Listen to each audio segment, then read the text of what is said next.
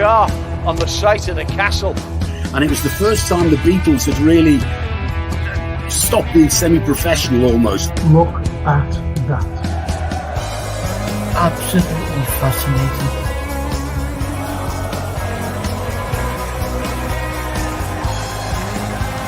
That's what you do. You buy these clothes that cost money and make a difference in it. But we never do that. Never complains, gets up, gets on with a smile on his face. You just want you to sit in your chair and go hip hip hooray for the Western press and the Western narrative.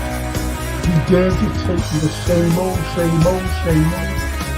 every single day without this.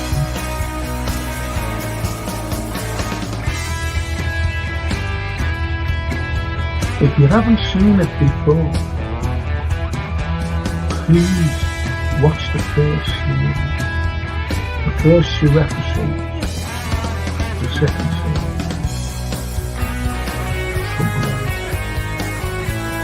Stallone.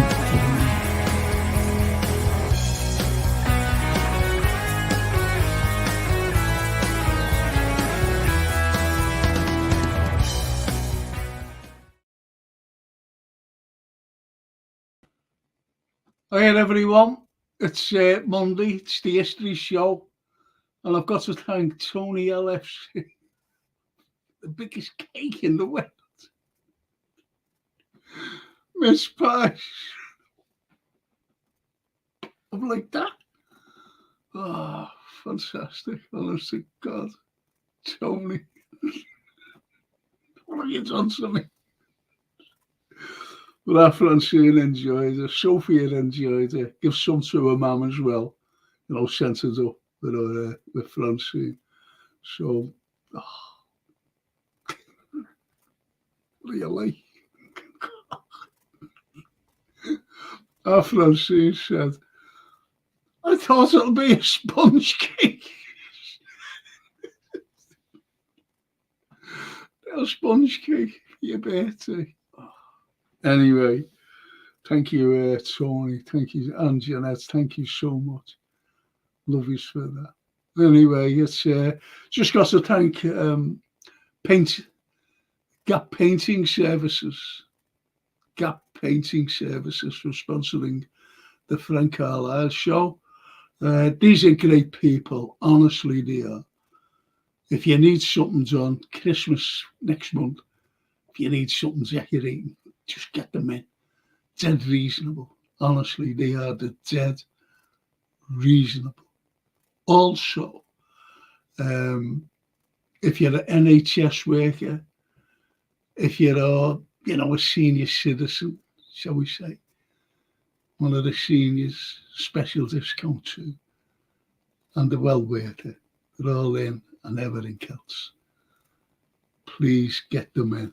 If you need something doing, they're in and out, first class, fully insured, all time served as well, so they know what they're doing. They know what they're doing. And tonight's wonderful thing is about the gunpowder plot. And if you don't know about the gunpowder plot, or you think you do, what we get told in schools and what we've learned in schools is entirely different for what I'm going to say tonight. And I hope you enjoy it. I really do. Because it's one of those, shall we say, intriguing things full of propaganda. Yes, propaganda. You've only got to look at this here. 36 barrels, the equivalent of 2 tons of gunpowder. Think about that. In the most fortified building in the country, which was their Parliament. So I'll be talking all about that. Okay. And I'll just say before I bring Anthony on, a wonderful artist. And Jay says, hello, is there anyone in? It's just, and he carries on by saying, hit the like and subscribe on your way in. That's lovely. Thank you, Jay. Oh, Tony, even a Frankie, 2 pints. And then he carries on. That's good. Glad you all enjoyed it, Frank. Yes. That cream is unbelievable. I thought it was a bottle of milk. Double cream. That's unbelievable. And there's my old mate. There he is. There's my old mate, Will P. Evening, Frank Carlyle. Will, what do you think of the new South? You know, new North and South. I think it's disgusting. The new one. You see nothing. Absolutely nothing. Do you agree with me? Do you agree with me, Will? I'd like your comments on that. There's KP. Hi all. So Guy Fawkes was stitched up. Stitched up. See, every century you have the likes of scapegoats every century. You really do. And he was definitely a scapegoat of the 17th century, the 1600s. I'll be doing something on that, in a few weeks when Liverpool are not playing, when I'll be doing the conspiracy theories. I'll be still doing them. So when Europe's out the way, I'll be doing them on Wednesday nights. So join me for that as well, just some interesting things. Our lovely Lynn. Evening, Frank and Anthony. Hope you're both well. Thank you. Yeah, we're okay. Got me flu jab this morning, so see how we react tomorrow. Well, North is okay. Yeah, that is. South isn't as good as we hoped it will be good for the New Year's fireworks and the incoming large aircraft, but that's about it. I've seen an aircraft landing today, and I was lucky because I was just looking at the north, and then I seen a plane coming in. Then I was switched to the south, too far away. And as you know, I've got a massive screen. Too far away, it's useless. In other words, Lullasat, which you go on is you know what I mean? Lullasat. I go on now, which is great. But that'll be changed as well, won't it, in the next couple of years? And Will says, did you go to the match the other day? No, I didn't go. Can't get tickets. Shocking. Absolutely horrendous. Well, anyway, and now for the history, because I'm bringing the international artists. Would it be good? I wonder if the likes of Anthony, who will bring out, whether he's ever thought about. I'll be showing things. I won't ask him now, by the way, but I'll ask him later. Okay. And there he is, my little mate. Oh, he's not little. He's like, but we always say little mates, don't we? Anyway, here he is, the wonderful Anthony Brown. Hey, Anthony. Good evening, Frank. Good evening, all. Hey, guys.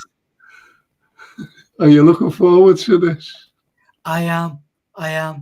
Because obviously, I've witnessed, I've listened to your talk of this, which, without giving the game away, it has totally turned on its head what I thought I knew and what we were taught as kids, or not taught, the whole thing. And it has made sense of so much, Yeah. But yeah, I am looking forward to it. Excellent. Thank you. Thank you. Because as Tony LFC says, evening, Anthony, with two scotches. Oh, thank you, Tony. Will P. Evening, Anthony. Thank you, Will. Good evening. Listen to this. Jay says, I've been offered a ticket for the Real Madrid game, 312 quid. I'll watch it on my telly. Yeah. And carries on by saying, I haven't. He's coming down tomorrow to see me, actually. Jay, I'm not going I'm sorry, I'm not going to the hospital tomorrow, but I want you to come down anyway, okay? Come down, mate. See you tomorrow. So, shall we get started with all this? Yeah. Yes, please, boss. Let's get started. Right, the gunpowder plot. Now, the gunpowder plot, what you've got is you've got a bunch of fellas who want to make how can I put this? They want to make an impact, shall we say. Because what has happened during the Reformation, Catholicism, they were trying to get rid of Catholicism once and for all. Then the services went underground, as we know. They went underground. So, priests were smuggled in. And, they said the mass and whatever. I'll give you an example. Here in Liverpool, in Skirving Street, as it was then, there was a house, just one of those ordinary houses in Skirving Street off Scotland Road, between Scotland Road and Great Homer Street. There was a house there. And what you had in the cellar was a makeshift altar. And priests used to be smuggled in, believe it or not, to say, mass for the Catholics. And then you had this for years, few hundred years. And then all of a sudden, by 1830, they were emancipated so that they could actually build churches with steeples. And the very first church in the north of England was St. Oswald's with a steeple. Welby Pugin came up. He said, well, what kind of church do you want? And he said, how about giving you a steeple? He went, yeah. Because when you look at the likes of St. Patrick's Town, and these are just examples, by the way. When you look at St. Patrick's Town and Park Road there, is it? South end of the city. It's a flat roof. There's no steeple. There's nothing like that. You go to St. Anthony's and that's the same.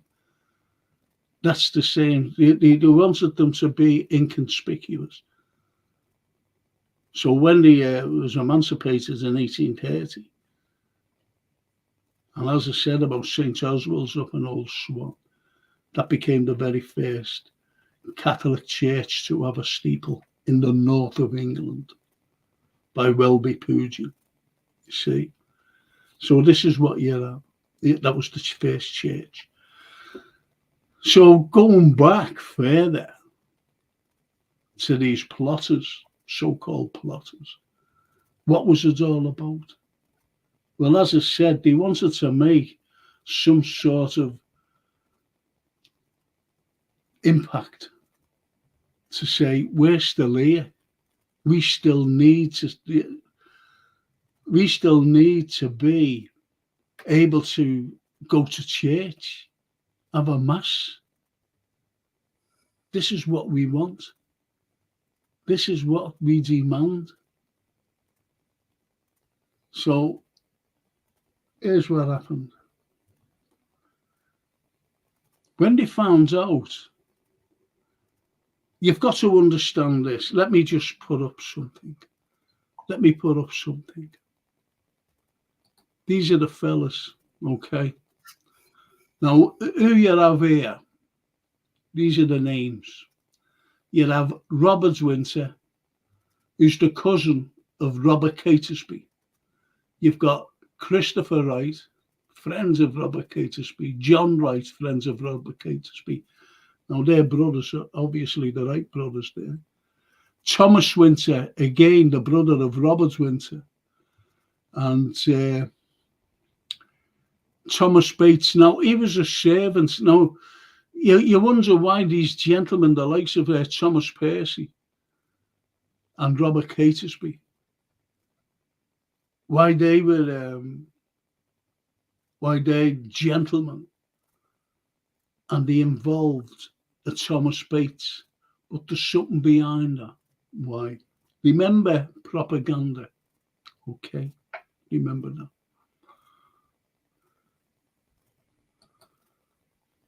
Right, so these people, as I said, now Robert Catesby was the leader. Robert Catesby was the leader of the plotters. But before him was this fella, was Thomas Percy. Now, as it says there, one of the king's bodyguards. Now, Thomas Percy was the grandson of the Duke of Northumberland. These are all Catholics, by the way. These are all Catholics. And there's more, as I said, there was 13 of them. But there's something about the number 13, which I think is a guess at anyway. So these lads, they were all wanting just to say, look, can we have a mass? Can we have a mass said? Each week, we just want to carry on with our religion. Because as you know, or if you don't know, what was happening during that time, any priests that was found were actually murdered or executed. If you murdered a priest, it was all right, you got away with it. But if they were caught by the guards or whoever, they were put on trial and executed for heresy. That's how bad it was at the time. That's how bad, right through the Reformation. So when Elizabeth died in 1603, you had James VI of Scotland, who became James I, King of England. So he was a new king. But you had the most powerful man in the whole of the country, who was Robert Cecil. Robert Cecil was known as the spy master. And in 1600, with Elizabeth, you've got to understand about Elizabeth as well. You've got to understand about her. Now, as it says, Essex, the Earl of Essex, was a handsome fella, by the way. Big handsome fella. But he wanted power, and he was 13th in line to the throne, by the way. If you didn't know, he was 13th in line to the throne. So he was always courting, if you know what I mean. What I mean by courting, not going out with her and giving her a quick kiss down the entry or something like that. It wasn't doing that. But it was the court and the courting. He was wanting to marry her. And what you've got to understand about that as well, during this Reformation period, it was imperative that Elizabeth I would marry to carry on the divorce from Rome, the protesters from Rome. So it was imperative that she'd marry and have children, have a heir to the throne. But she never ever married. She never ever married. And the spin was she married the country. So in 1600, Essex, he was going, now there's something phony about this, he said. Something phony. And he was sent to Ireland by none other than Robert Cecil. He said, get over to it. And he said, well, what am I doing here in Ireland? Now, there was a fellow by the name of Monteagle. Now, Monteagle was there's a fellow missing on there named Sir Francis Tresham, and he was one of the plotters. Sir Francis Tresham. There's a couple missing actually off that. And another fellow by the name of Sir Everard Digby. He's missing off that photograph there.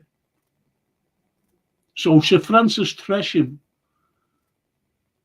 and his brother-in-law was Lord Monteagle. Now, Lord Monteagle, albeit being a Catholic, he was a spy for Robert Cecil. So everything that's going on within these group of men, Monteagle was going back to Robert Cecil to tell him, listen, this is what's happening, this is what's happening. And the plot was actually conjured up by these lads. And they said, well, what can we do? They said, well, what we can do is try and get some gunpowder and make a bang. Just, a demonstration that we're still here. This is what we want. Now, what you've got to understand is this. No Catholic, whether you're a gentleman or anyone else, you were not allowed to have a weapon. They were banned. You weren't allowed to go out of a radius of 5 miles. That's very important for what I'm going to say. So any Catholic who lived, say in Yorkshire, for example, they couldn't move outside a 5-mile radius of their home. They couldn't move, or they'd be arrested and thrown in jail. So this is what's all happening now. So plotters were deemed to be like housebound, if you know what I mean. They couldn't move unless they'd be arrested. But somehow Cecil got wind of these lads saying, what we'll do, we'll get some gunpowder and we'll make a demonstration. We'll make a bang to say, hey, we're still here. Because no one was listening to them. No one at all. Nobody. They weren't allowed to be listened to. As a matter of fact. No one. The next was this. Monteagle, who told Cecil about the gunpowder. And he went, what do you mean gunpowder? What do you mean? He said, well, they're trying to get some gunpowder. He said, where did he bring it to? Have any idea? He said, well, they all meet at a place called Hull Beach, which is in the Midlands. Hull Beach. Now, Hull Beach, again, what you've got to understand, this is in Shakespearean times. Hull Beach is in the middle of a woods, a thick woods, centered right in the middle. Now, if you go back to Shakespeare, what you have is light never penetrates woods. The light of the sun, it's very, and they say that evil exists in the woods.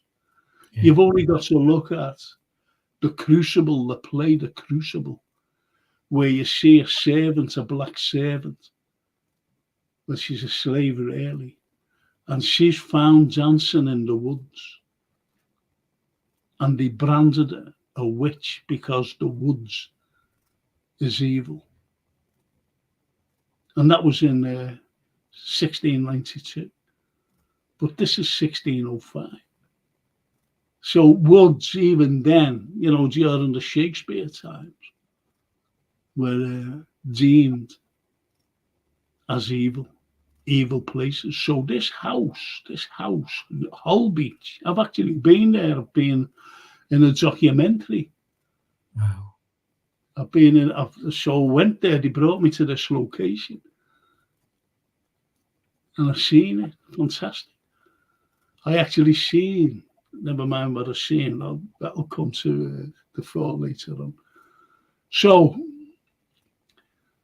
this is what they were told, this is what Cecil was told that they meet there. And they said, have they got gunpowder? She said, no, they can't get hold of any. They can't get hold of any gunpowder whatsoever. Now, the most valuable commodity at the time was gunpowder. It was gunpowder. That was the most valuable commodity. What I mean by the most valuable commodity, you can't do anything without gunpowder. You can't have battles, useless. If you've got a musket and you run out of your gunpowder, you might as well throw the musket away, because what are you going to do with it? You can't fire a shot. You can't fire anything. So therefore, you can't do anything without gunpowder. You can't make a demonstration without the gunpowder. But somehow they got some on the black market. Yeah, they did have black markets then. So they got some gunpowder, just a little bit of gunpowder. A little bit of gunpowder. And when they got it, it was wet. It was wet. So that was useless. But nevertheless, they got it back to Hull Beach and they put it on the hearth of a fire to dry it out. Only a little bit, a little. So I'll make a little demonstration to dry it out and hope that it worked. So Cecil knew this. Cecil was told by Lord Monteagle. He told him. He said, okay, that's fine. That's good. Now, don't forget, think about it. Think about it.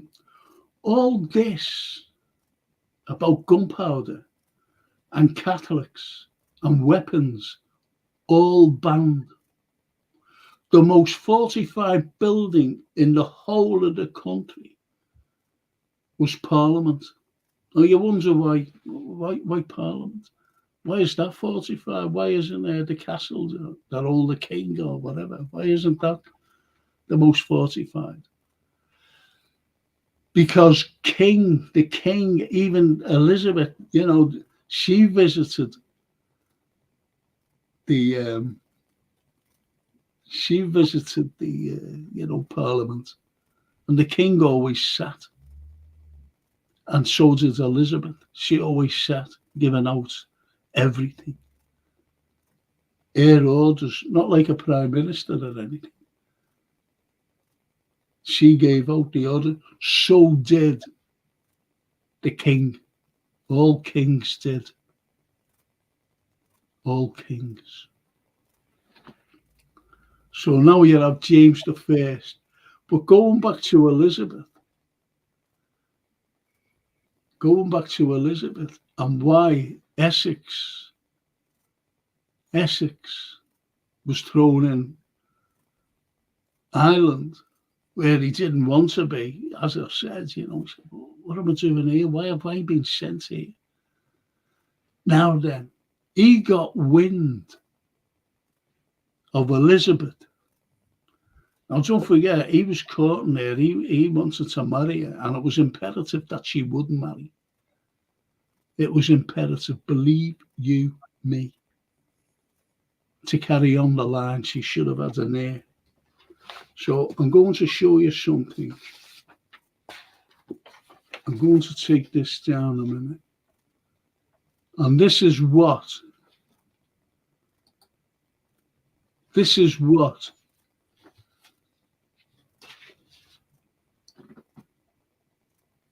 Essex found out. Essex found this out. And he thought there was something funny about it. Now, don't forget, the only thing he wanted was power. Everybody wants power, especially in those days. Even today, they want power, as you know, what's going on. Yeah. So they want power. And as I said, Essex was 13th in line to the throne. 13th in line to the throne. And while he was in Ireland, coincidentally enough, his men involved these lads who were the plotters. The plotters. Now Cecil got wind again of Monteagle. He said, look, he's found out, this is Essex, has found out about Elizabeth.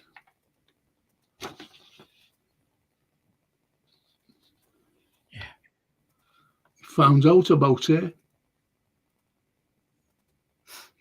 So what he decided to do was to have a coup d'etat, where he would have overthrown Elizabeth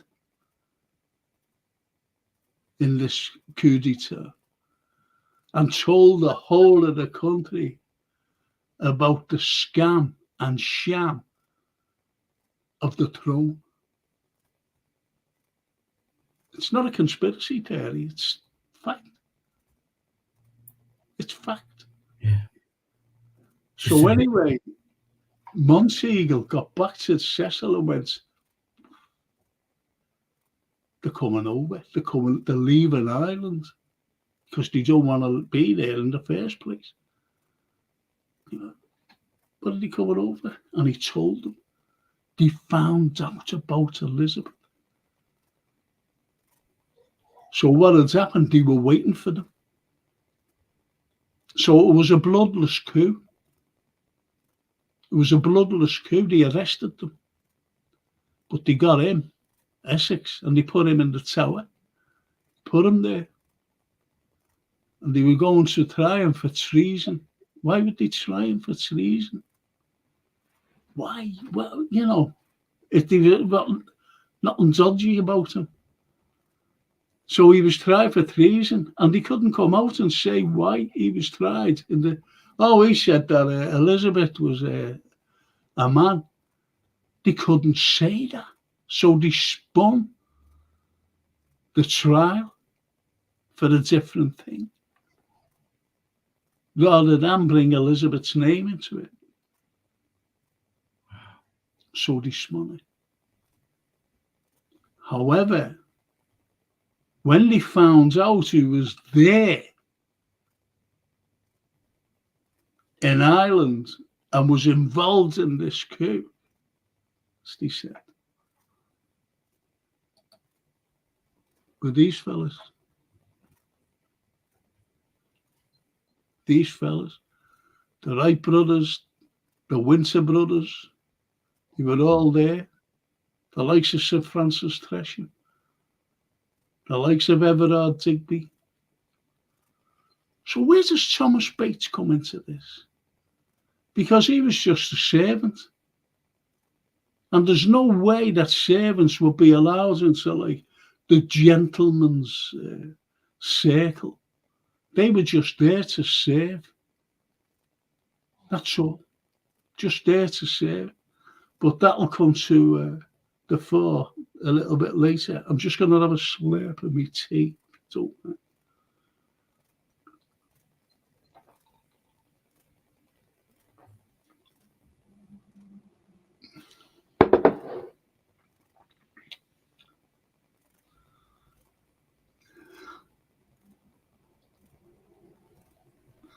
I've just got to put this comment up. KP. The education system is as warped as the government. By that, I mean the hierarchy, not the people at the coalface. Yes. Yeah. That's a cracking comment, though. Yeah. Well done, KP. Well done, mate. So now what you have these, you have the other fella in the tower, Essex. You have these at large. You have these at large, these lads. Now, the most important thing is to round them up. Now, these are gentlemen. You can't just round gentlemen up and go, hey, you know, and put up a phony accusation at them. They needed something. They needed something. And something powerful to arrest these.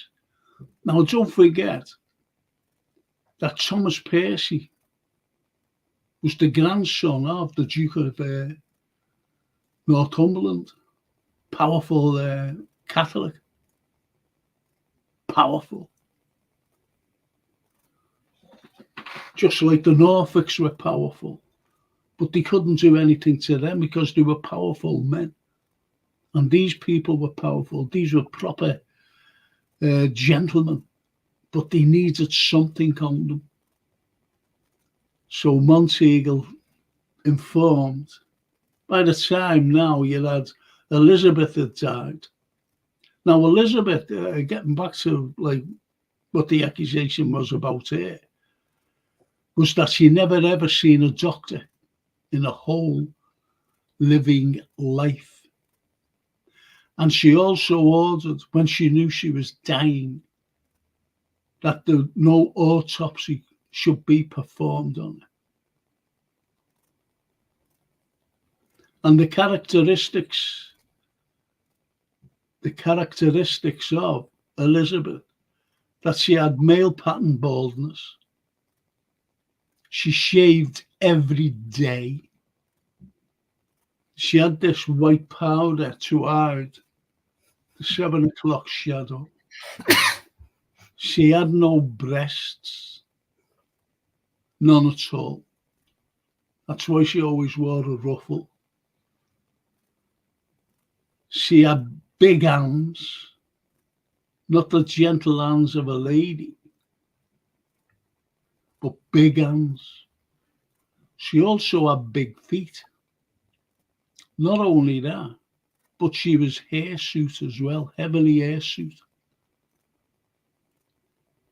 So this was Elizabeth in her living life.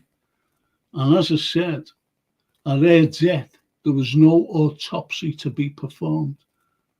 She'd never seen a doctor, even though she was in pain and everything else.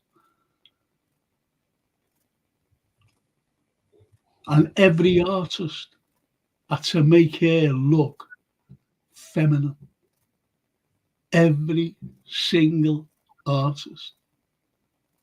So the images that you see of Elizabeth is not really Elizabeth. Yeah.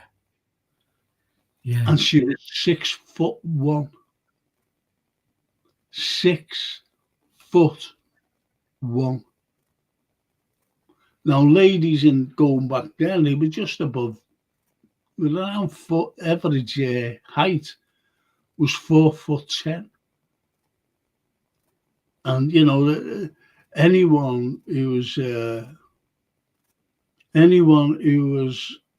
like 5'1" to 5'2" was deemed a giant, because there was only little men then. They were well smaller than us. And yet she was 6'1" in height. And she had a gruff voice. It's even in the annals of the Spanish documents when they used to go over and see her. Ambassadors and people like that. She had a very gruff voice. In other words, a deep voice. Yeah. And why did she wear a ruffle all the time? Why am I doing that? Like, she wore a ruffle to hide the Adam's apple, because it came right up to her chin, the ruffle. Yeah. So what do you think of that? Right, so you've got this particular scenario where you've got Lord Monteagle telling about Elizabeth to Catesby, not Catesby, I'm sorry, to Cecil, Robert Cecil. Yeah. And Essex found out. And so did his men, and they were coming over for a coup d'etat to take over. But as I said before, it was a bloodless coup. And he was thrown in there, the Tower.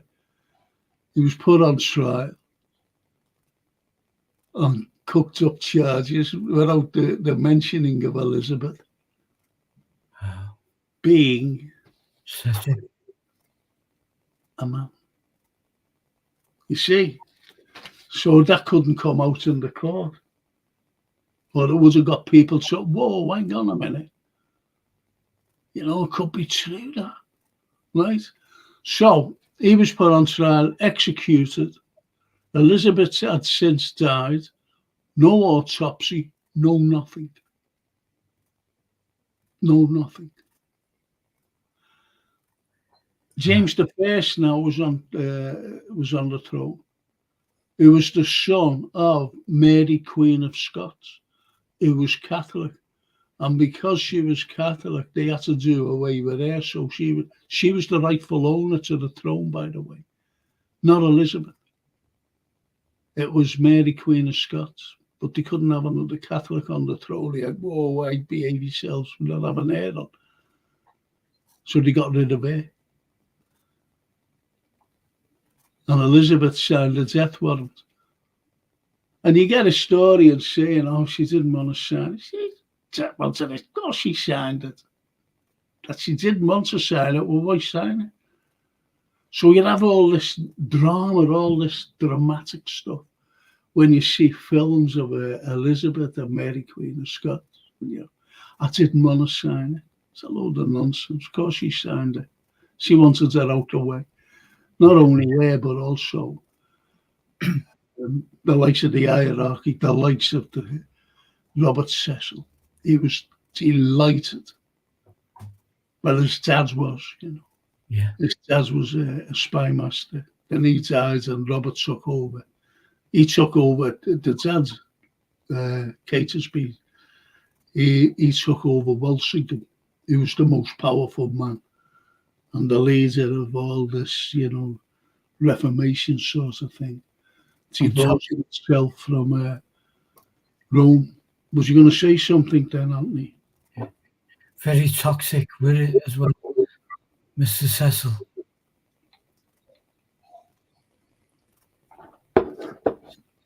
Very toxic. You know, you didn't cross paths with him. You didn't cross paths with Walsingham if you knew what was good for you. You didn't cross paths with Robert. I always forget his first name. Robert Cecil's dad, who became he became the spy master, the most powerful man after Walsingham. He took over because they all knew about Elizabeth. They knew about her. Yeah. To keep it. Go on, what was you saying? Just the keeper of secrets. And once Well, you, yeah. Yeah. Keeper of secrets. And it is a keeper of secrets. You've only got to look at William Blake and his Book of Tell. Yeah. It's incredible. And that's all about secrets. That's all about these horrible people, these demons who run the country. Yeah. What a terrible era we live in, while idiots govern the blind. And that was Shakespeare. That was Shakespeare. Idiots governing the blind. We were the blind. Yeah. That's the terrible era by these people governing the blind, who are us. Yeah. Not only blind, but also deaf to everything. We couldn't speak about anything. Like freedom of speech, even going back then, was outlawed. Not only outlawed, but you could be executed for it. Yeah. And that's just the way it was. So everyone was following rule. So the rule, after the coup d'etat or attempted coup d'etat, they had to round up these people who were with the Earl of Essex. They said, well, how are we going to get them? Then it goes back to the demonstration that they, wanted to be heard. So they got this little amount of gunpowder, which was no good anyway. They got us in France, by the way. They got the gunpowder, and there was only a little bag of it. It's only a little tiny bag of it. They couldn't come across with loads of gunpowder in a barrel. So, let's carry on. So now then, what you've got, these are the cellars of Parliament. These are the cellars of Parliament. Now, as I said about the most fortified building in the country, there was loads of soldiers protecting these parliamentarians, and especially the king. The Queen before, the king now. So it was fortified with armed guards everywhere. Armed guards. And if you go, it's so ridiculous. It really is so ridiculous. These people, these plotters, going back to this lot, these plotters were plotting now to blow up, not to demonstrate, but to blow up Parliament. To blow up Parliament. So you see, all of a sudden, it was like a little demonstration. Now it's to blow it up. So who's got the idea of, like, all of a sudden, tell you what, it's blown up. Let it be blown up, not making demonstration. So therefore, it was Cecil who was examining this plot. But, as I said, there was a subplot to come about. And that subplot was the government. So they found out about the little bit of gunpowder. And what they did, when they found out, think about this, please just think about it. As I said, the most fortified building There's the cellars. And these people here, right, they hired, or they're supposed to have hired an inn, which is across the Thames. Across the Thames. And they were smuggling, this is absolutely ridiculous, they were smuggling in 36 barrels of gunpowder. 36. The equivalent of 2 ton of gunpowder. 2 ton.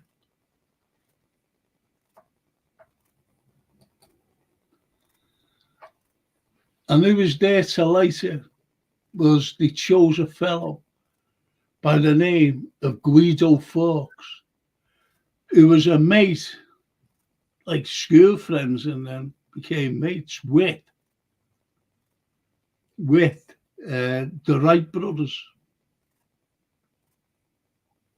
because they were all at the same grammar school together in York. Guido and the Wrights, all together. Now, there was a Liverpool connection. There was a Liverpool connection with this. And we have to go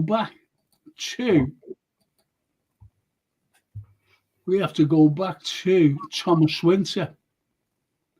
Now, Thomas Winter, who's up there on the far right of the picture, yeah, he came to Liverpool to see the Earl of Derby. And he said, listen, and Derby said, listen, you can't do that. He said, we'll give you passage over to Spain. And this is before the gunpowder plot. This wasn't like during it or anything. He said, we need emancipation. Can you help us? He said, I'm doing everything I can. He said, but, I really can't. He said, it's fallen on deaf ears. So he said to Thomas Winter, he said, look, he said, go over to Spain and see if, King Francis will say something to them. And we might be able to get some leverage about priests and, that we can actually go and have a service, that we can go to services. So we said, okay.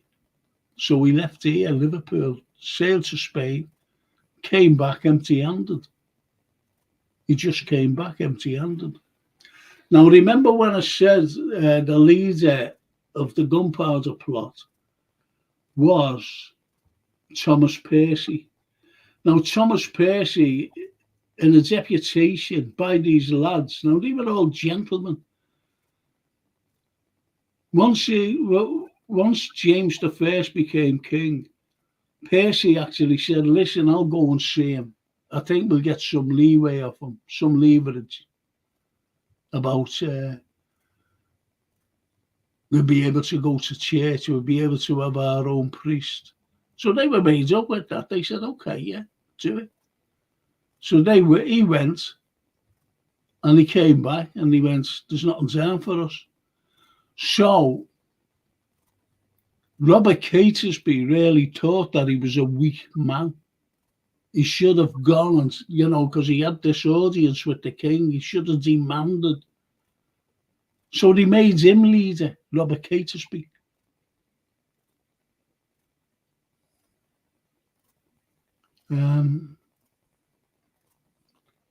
So as I said, he was leader. He was more, he had more oomph in him, shall we say.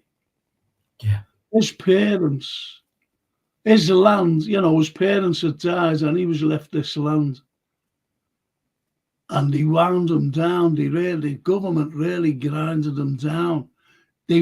All Catholics were heavily fined until in the end. And any servants that they had, the servants were intimidated with death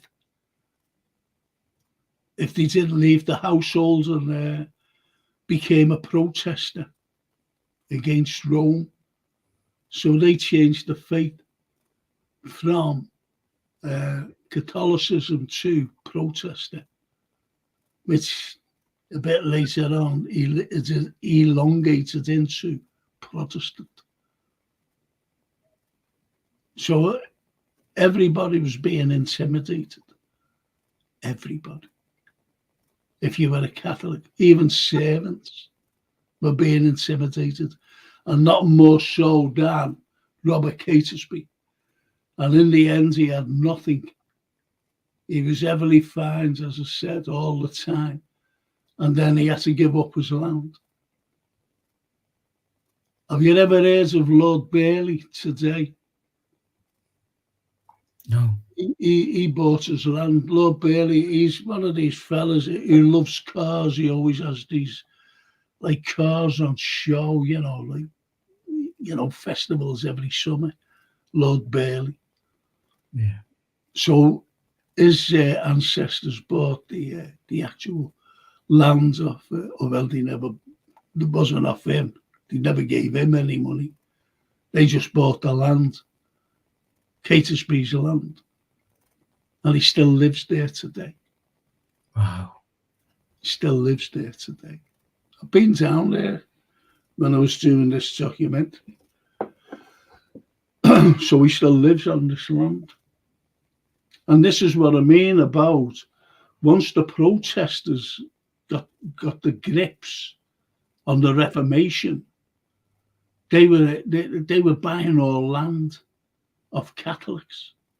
Not only that, but they were seizing the Catholic Church land as well. A Catholic church, when I was there, the abbeys and whatever, they had lots of farmland, arable land.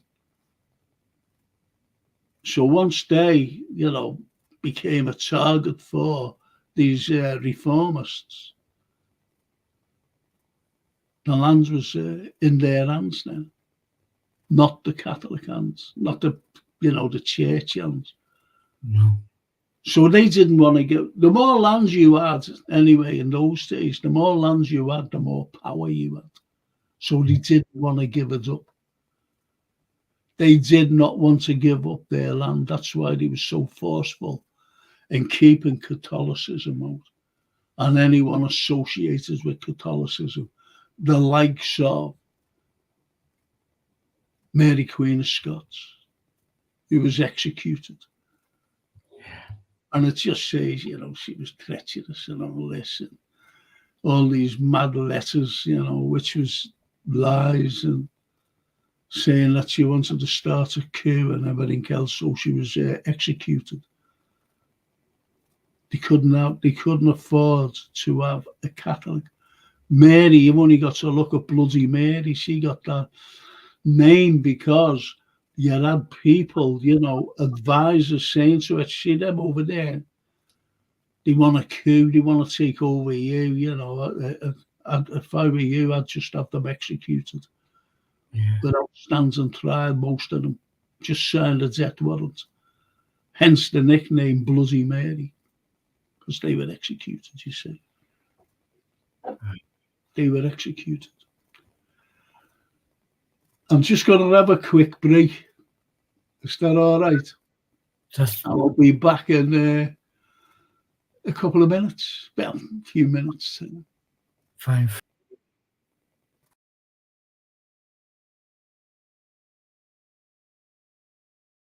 In the 19th century, Liverpool had the vision that was the envy of the world. Many firsts were copied, and the overhead railway was no exception. In 1888, an improved plan by businessmen who formed Liverpool Overhead Railway Company had given the go-ahead. Sir Douglas Fox and James Greathead were commissioned to design an elevated railway.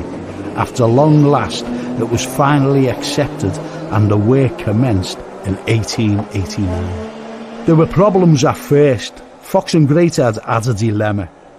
What was the safest power to use? They considered steam too dangerous because of the many flammable cargoes within the range of the train's sparks that could easily ignite these dangerous cargoes, causing a major catastrophe to shipping and the public.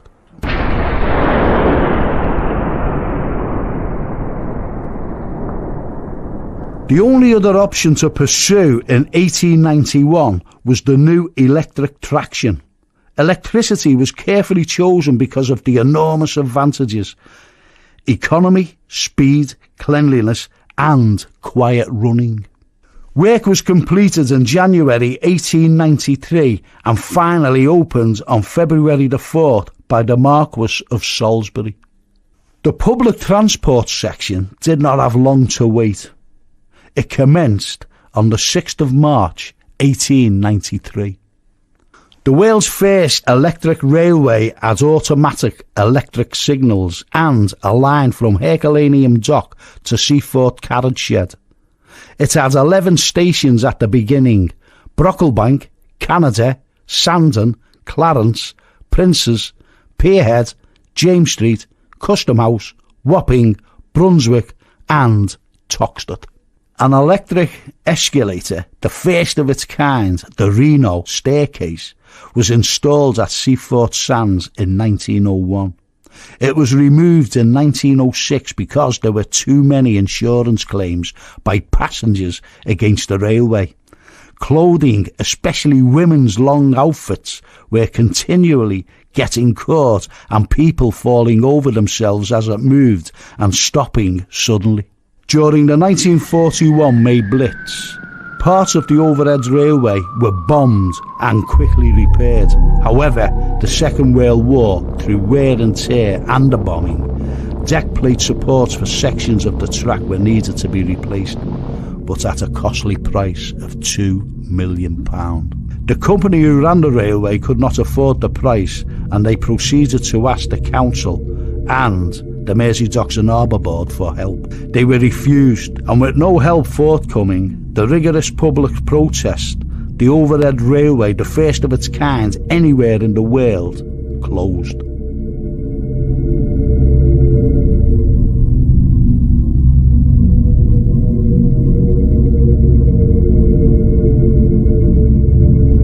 The last train ran on December the 30th, 1956. There were many protests and attempts to save the overhead railway. Unfortunately, the protests fell on deaf ears. The only decision made by the people in power was to demolish it, and demolish it they did, leaving an enormous void in Liverpool's great heritage. There are few remnants left of the old overhead railway, and this one at Brunswick Dock.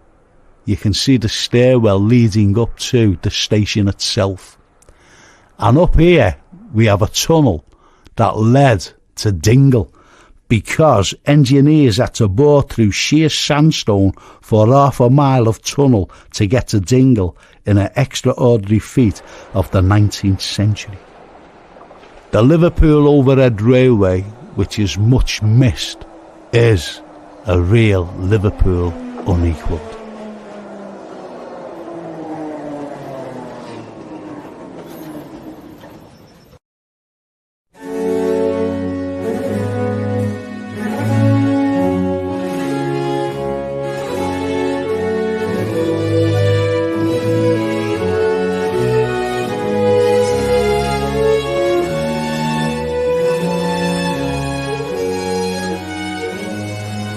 Here, during the new construction down at the Albert Dock, what you can actually see behind me is a building, the new Park 1 West building, that's shaped like the bow of a ship, and it just coincides with the Albert Dock, which was the very first enclosed dock in the entire world, built in 1846 by Jesse Hartley.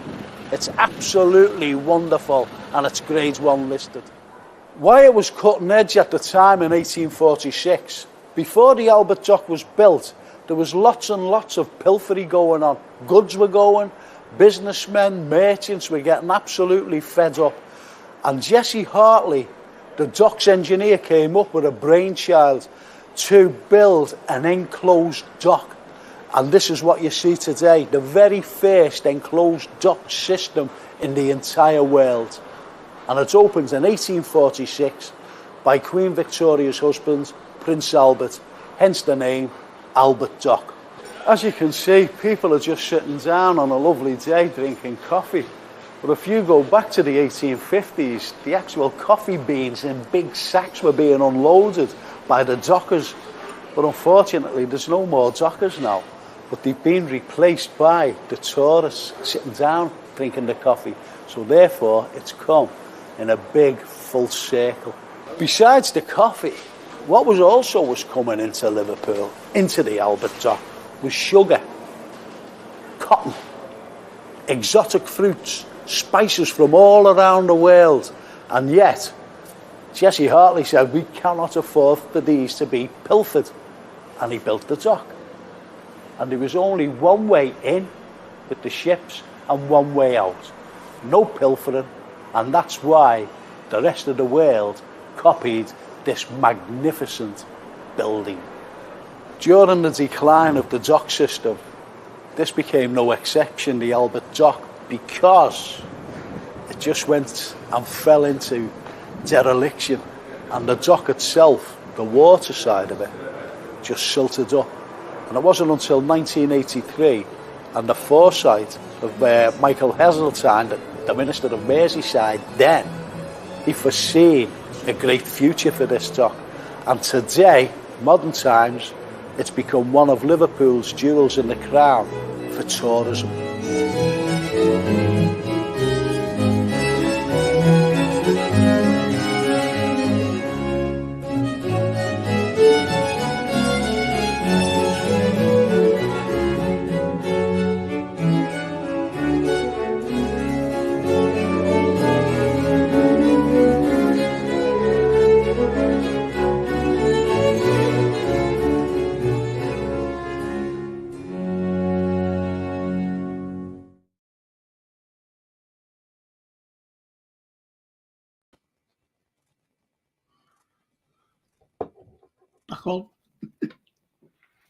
I just wanted to go into a few comments here so far.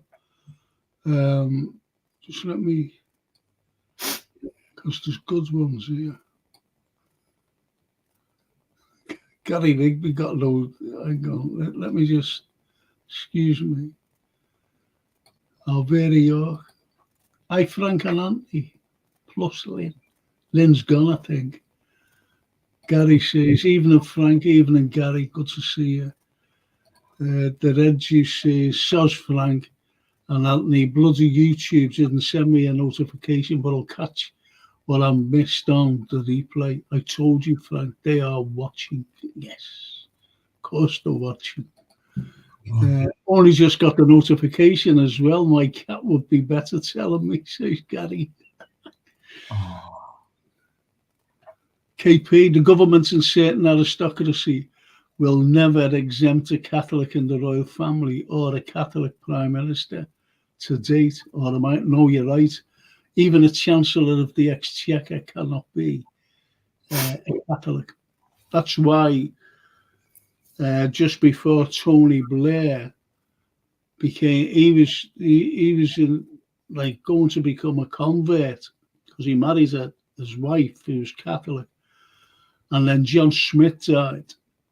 Yeah. And he said you can't go on being to convert to Catholicism. So he stopped it. As soon as he stopped being Prime Minister, he converted to Catholicism.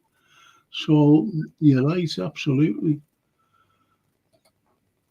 KP, how long would it take to get the gunpowder into place? That'll all come to the fore. It's ridiculous, honestly. Will P, great insight into our history. Yeah. KP, fascinating stuff, which is good. Thank you. And the red G, Frank, I'm a bit rough tonight, so I'm off to bed. A good night's sleep will sort me out. I'll catch the replay. All right, Red G. Have a good night's sleep. Darryl says, Frank, you look like the Matrix in that video. Thanks, Darryl. So anyway, you've got this sort of scenario now where, you have the lads up in Hull Beach, as I said, all concocting this plot. Right. So Cecil knows all about this because of Lord Mounteagle, or Monteagle. He told them, listen, some of them are held up in Hull Beach. So he said, okay. Now, in the meantime, remember at the beginning when I said that no one could leave a radius of 5 miles? Yeah, everybody was going everywhere. They were travelling from London. They were going all around the country, you know, talking to each other. And John Winter even went over to Spain. Spain, yeah. He went over to Spain. Yeah.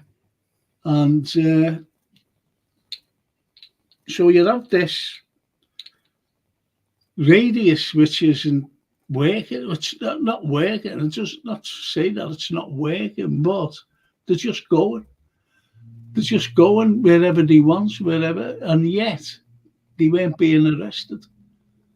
So what you've got to think of is, so why is this? Is that because their status? Yeah. Their kind of, and their status as gentlemen, as men. Yeah. No, the gentlemen weren't allowed to. What it was that the eyes were on them. The spies were there. They were already there. So they were allowing them to congregate about this demonstration. Yeah. And they knew about the gunpowder as well. They knew about it with being held up in Hull Beach. So now what they had to do, with the wet gunpowder, they said, well, it's not going to really work. Will P. They were being set up, absolutely. Absolutely, where you've got us in one. That's a crack of that. So they were allowed to travel everywhere. Yet there was always spies. There was always spies. So now it was time to round them up. But what they had to do in the meantime was this.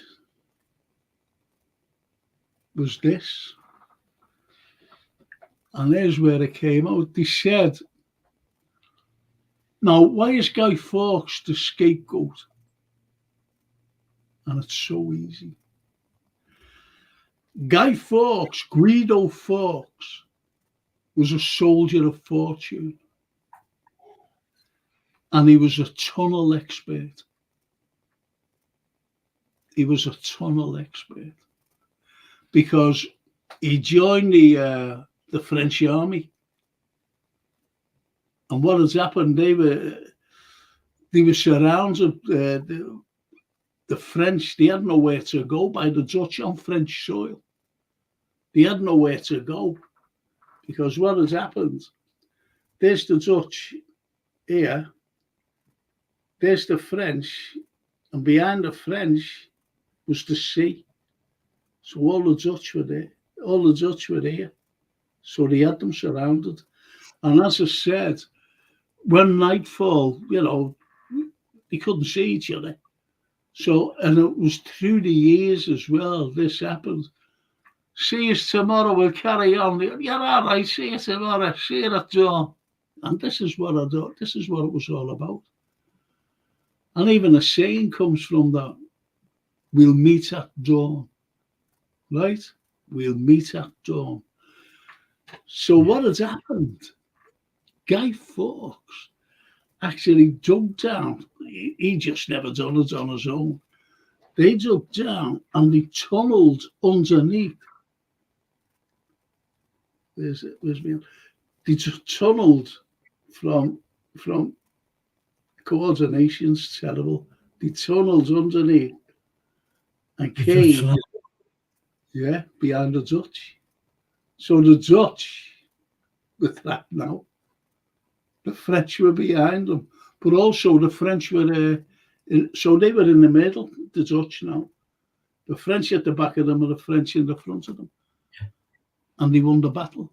So he was a tunnel expert. Now, here's what happened. Because he was a so-called tunnel expert, he's supposed to have hired an inn facing Parliament. And he was supposed to dig down, get onto this, dig down from the inn, right underneath the road, every road, whatever it was, right underneath to get to Parliament. Now, the point with that is, if they got to there, digging a tunnel, they'll come to a big brick wall, fortified wall. He wouldn't be able to get through that. He'd have to use up all the gunpowder if they had it. So, how did they get, as KP said, how did they get all this gunpowder underneath there? Imagine the scenario. They couldn't go anywhere with it. So, to get it down there, they'd have to bring it through Parliament themselves. Whereas you have 4 soldiers on the main door of Parliament, besides, out and about around. Yeah. Most protected building. Exactly. So these have all got barrels of gunpowder. We want to get into the cellar. Yeah, okay. So they let them through. Then they get to where the cellar is, which is down these steps, where there's another 4 guards. No, 2 guards on each side of these steps. And down below, bottom of the stairs, there was 4 guards. So they're rolling in the barrel to get down the cellar. And they're saying to the guy, what have you got there? I've got some gunpowder for you. Yeah, all right. Yeah, I go through. It's a load of nonsense. Yeah. Because, I'll tell a KP now, the gunpowder was already in place. It was already there. Because it's a fortified building. It's a fortified building. But not as many as you think. You've got to ask yourselves, how did these plotters get in 2,000 ton of gunpowder? It's impossible. Yeah. It's impossible. Now, Duarte fan, he says false flag. Of course it was. Of course it was. Of course it was. Yeah. And it was found.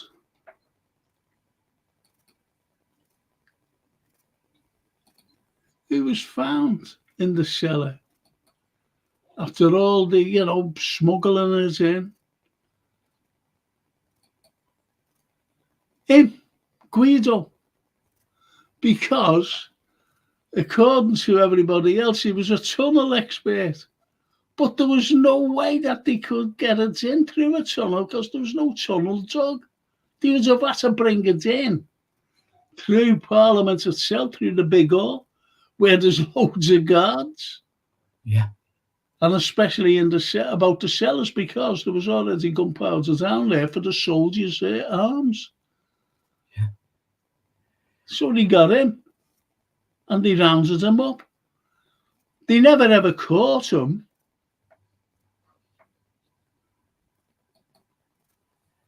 They never caught him there underneath the Parliament, setting fire to the, to the little stream of gunpowder on the floor. Where what you've got to understand as well is this: that's how he is. He's spreading. This is the story that we're told, or the historical, the script. Truth, the truth. He's spreading out the gunpowder, like a trail of gunpowder. He'll set fire to it with his lamp and walk away. Now, don't forget, this fella is a soldier of fortune. And there was 2 beefeaters who were supposed to have got him and said to him, what are you doing? He said, I'm blowing this place up. Why? Now, it sounds ridiculous, but that's what had happened. Now, he, on the other hand, a soldier of fortune, he would have taken out his sword and fenced him. Tried to kill him. He would have tried to have killed him. Yeah. So this is what you see. Guido Fawkes setting fire to, to blow up the Parliament and the King and everybody else. Right? And as KP says, these are the pictures we see in school. It said, of course they are. Of course they are. And they're the only pictures that you'll ever see as well, unfortunately. You won't see the real pictures. Okay? So there he is being arrested. There he is being arrested, Guy Fawkes, Guido, supposedly. And there they are interrogating the prisoners. They're interrogating them. I used to have a picture of the original signature of Guy Fawkes. The original signature. And after his confession, he was being put on the rack. It was shocking. It really was shocking. The torture of these people, because they rounded them up. He was actually rounded up. He was in an inn in London, and he was arrested 3 days later. Supposedly of this plot to blow up Parliament, right? The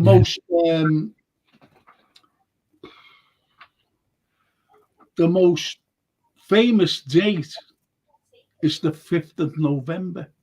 That's when Parliament was congregating, and they were going to blow it up then.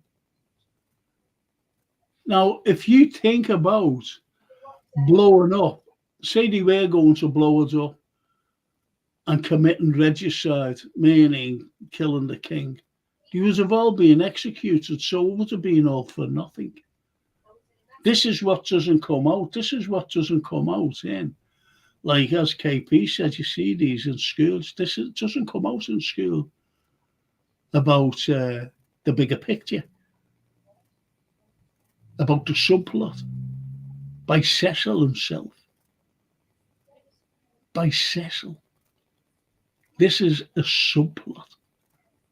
Just to round up. Remember, it surrounds up the fellas who knew, I'll have to take that off a minute, who knew about that. Yeah. Right? Yeah. Remember when I said about Guido and a signature, I used to have it. Jason. Love Jason. There it is.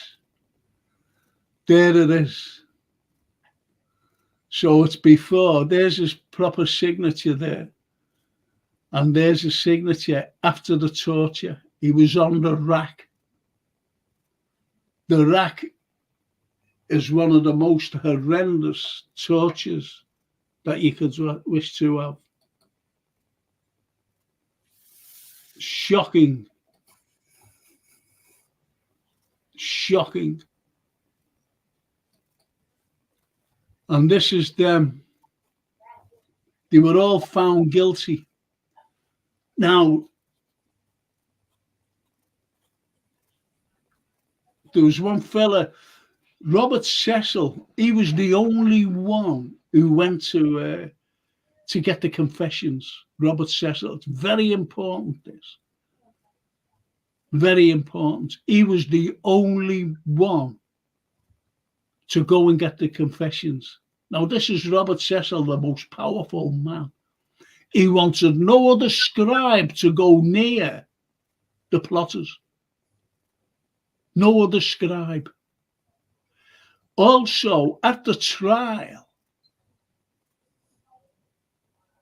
he banned every single scribe. He was the only scribe at the trials. Him. But he forgot about one man. He never thought about like being a scribe or anything. And that was William Shakespeare. And he was sitting there, he was in the trial, and he was listening to all this.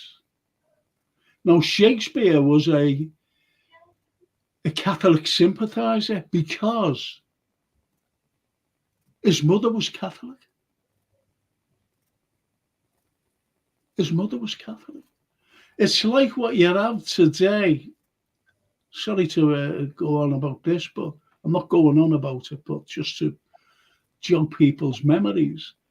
How many people are feeling sorry for the Gazans that are being slaughtered? Everybody. The world is looking at them poor people being slaughtered by bombs and shells and snipers and everybody else, and being burnt alive as well. So we all have sympathy for them. And this is what Shakespeare had sympathy for these people. And at the trial, if you ever read Macbeth, the tragedy speech is this. The tragedy speech of Macbeth. And the speech is a representation of the trial. Yeah. Where he just, he's told that the Queen is dead. My lord, the Queen is dead. And he says, there should have been a time. Tomorrow and tomorrow and tomorrow creeps in the petty pace from day to day, to the last syllable of recorded time. And all our yesterdays have lighted fools the way to dusty death. Out, out, brief candle. Life is but a walking shadow. A poor player that struts and frets his hour upon the stage and is heard no more. It is a tale told by an idiot, full of sound and fury, signifying nothing. Now, where he says, and all our yesterdays have lighted fools, I'm going to show you something here. Just bear with me on this. See the lighted fools? Yeah. There you go. The lighted fools on the way to dusty death, being dragged along the floor. Now, there's a little discrepancy there because they weren't allowed to be facing heavenwards.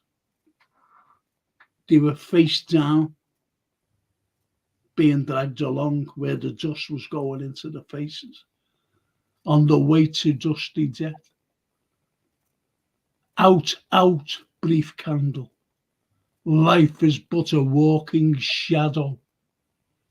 The walking shadow was none other than Lord Monteagle, the spy. He was always in the shadows, but also he was in the shadows as well. Was Cecil. Life is but a walking shadow. The spies who spying on us. Yeah. A poor player that struts and frets his hour upon the stage and is heard no more. The poor player that struts and frets his hour upon the stage and is heard no more is the witnesses themselves. the prisoners who were being attacked by the accusers, and they were saying, "I never wanted to do this. That wasn't me." Even Guy Fawkes, he was found in the cellars with a lamp to set. I wasn't. I was in a pub. I wasn't there on the night or on the day or whatever you're supposed to have caught me. A poor player that struts and frets is out upon the stage and is heard no more. Right? Because the only scribe in the courtroom during the trial was Cecil. So the transcript of the trial itself is written by the fella who actually did the plot. Yeah. Cecil. Yeah. It is a tale told by an idiot, full of sound and fury, signifying nothing. Yeah. And that was, Cecil himself. It is a tale. A tale is a story, and this is what he came out with. A lie. Yeah. Massive lie. To round them up, to get rid of them. Because of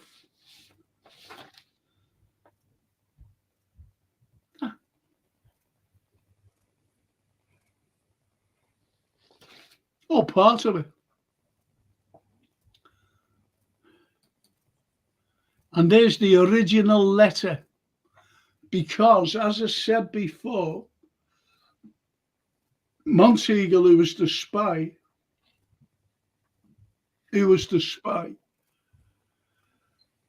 for Robert Cecil, he was telling Cecil everything. And then to sum up the plot itself, there was a letter sent, and that's the original letter, right? And have a look at this. So that's the original letter, but here it is in English, proper English, translated into English, because you wouldn't understand it. And this is the Monteagle letter. Now, in those days, I'll just take it off. I'll read it in a moment. Now, in those days, what you've got to understand is this. Servants, people went to bed early back in the day. This is November. So what's it like around 6 o'clock? Is it light? Is it dark? Is it what? It's dark. Go dark. So what did they do? Stately homes as well. What did they do? They used to go to bed. They used to go to bed to save, like, candles. They only had candles or whatever. Little bits of lamps around.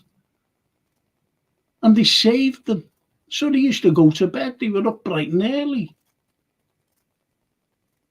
Now, imagine a modest house, for example, where Lord Monteagle lived. I'm not talking about big, grand, stately homes. I'm talking about modest homes, smaller than mansions, or say, a mansion. Now, them servants went to bed because they had to be up early. And go to bed. Do you want something before I go to bed, my lords? Before I retire? Yeah, give us get something.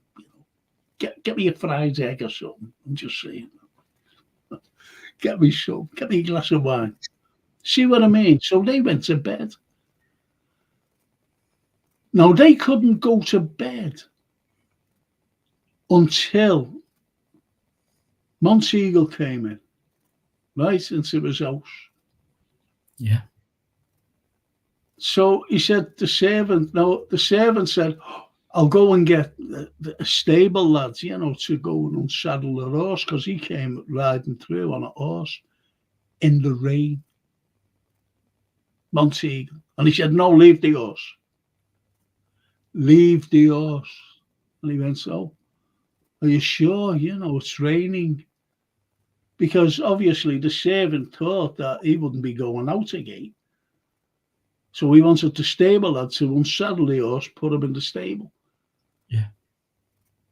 But he said, no, leave it. So what had happened? The servant said, listen, I'm going to bed. He said, no, stay up. Stay here. Don't go to bed. So the servant never questioned him. Just said, okay. So we stayed up. Then the next, there was a knock on the door. A big knock on the door. And he shouted to the servant, go and see your dad is. So we opened the door and there was a fella standing there. And he said, can you give this to Lord Monteagle, please? And it was a letter, sealed.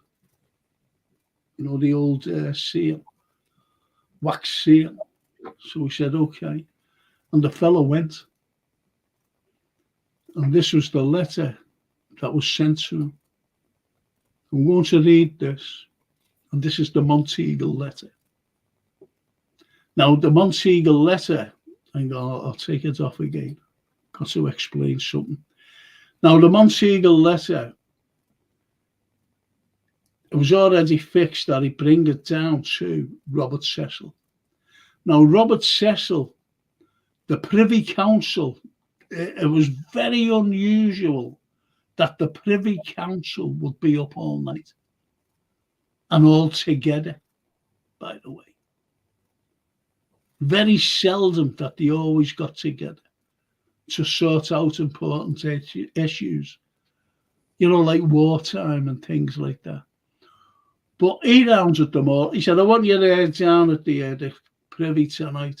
Every single one of you. Every one, I want them all there. Go around. So anyway, they had these men going around telling, you know, whoever was in the Privy Council to be at the thing tonight. The rendezvous. In the council chambers. Every one of them. So they were all there waiting to see what, you know, what do you want to see us for? You know, hang on a minute, you know, whatever. This is Cecil. Well, hang on, something bound to happen. It's very important, this. Then all of a sudden, this letter was brought.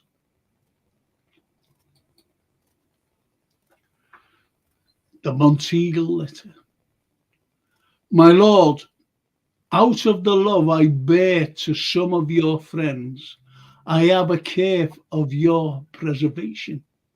Therefore, I would advise you, as you tender your life, to devise some excuse to shift off your attendance at this Parliament. For God and man have concurred to punish the wickedness of this time, and think not slightly of this advertisement, but retire yourself into your country where you may expect the event in safety. For though there be no appearance of any stir, yet I say they shall receive a terrible blow, this Parliament, and yet they shall not see who hurts them. This council is not to be condemned, because it may do you good and can do you no harm, for the danger is past as soon as you have burnt the letter, and I hope God will give you the grace to make good use of it, to whose holy protection I commend you. What it doesn't say in there, a terrible blow, that's the only thing, this Parliament. Could mean anything. A terrible blow. But if it meant that it was a terrible blow, why didn't he mention gunpowder? Why didn't it mention gunpowder? Because the writer of this letter is not one of the plotters or anyone So who wrote it? Now, the only person to ever write this is Cecil himself. Yeah. To exonerate the government of any kinds of skullduggery. Yeah. So he had written it, and to get all the Privy Council, but he went over it saying, these are going to blow up Parliament. And another thing, another little discrepancy is the date. There's no date. Now, if you're writing a letter to say, listen, a bomb's going to go off, you're going to say on the 5th of November. You're going to mention that the Parliament's going to be blown up by gunpowder, because that was the only commodity then, to blow it up. But nothing. There's nothing mentioned of gunpowder in the cellars or anything. There's no mention of any plotters. No. There's nothing. There's not one mention of a plotter. Not one mention of gunpowder. Not one mention of a date. Vague. It's very ambiguous. Yeah. One letter. Very vague indeed. And that was sent to Lord Monteagle. Now, think about it. Lord Monteagle receives this letter. He doesn't go to bed. He doesn't have his horse put in the stables. It's raining. He has the servant to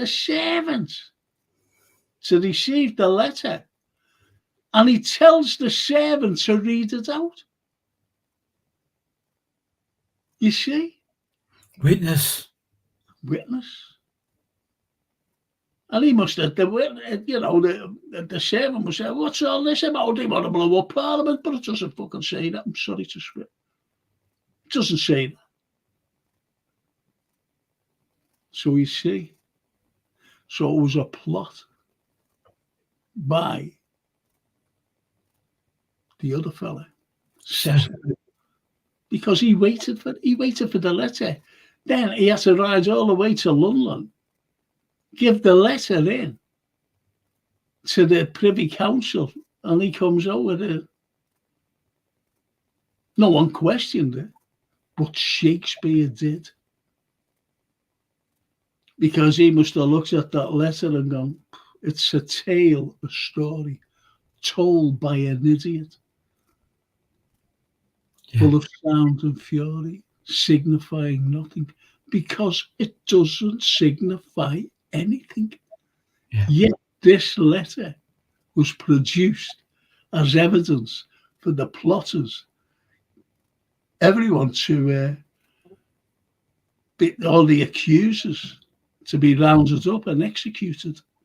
But the two leaders, and a couple of others who were in Holbeach in the Midlands, in the woods,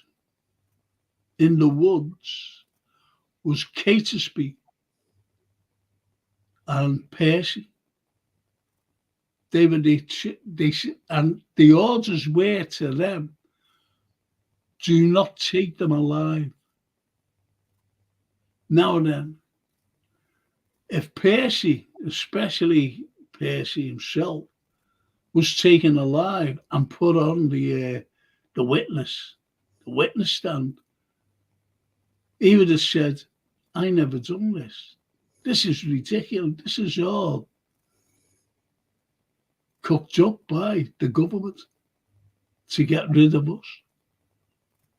Because he was such a prominent, especially the Norfolks, not the Norfolks, the Northumberland, the Duke of Northumberland, powerful family. So he would have been believed, and so would Catesby, powerful man. Now, plotters. Now, the plotters, this is where Bates comes in. And Bates was a servant. As I mentioned before, servants just went to bed. They weren't allowed to, they wouldn't be allowed to mix in with gentlemen. They were just there to serve.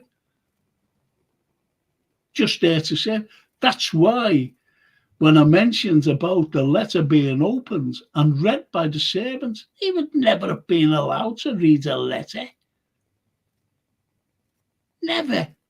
Yet, he was allowed to read that.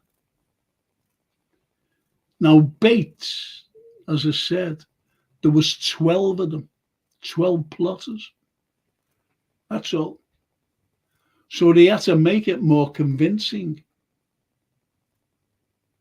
So they added him as a 13.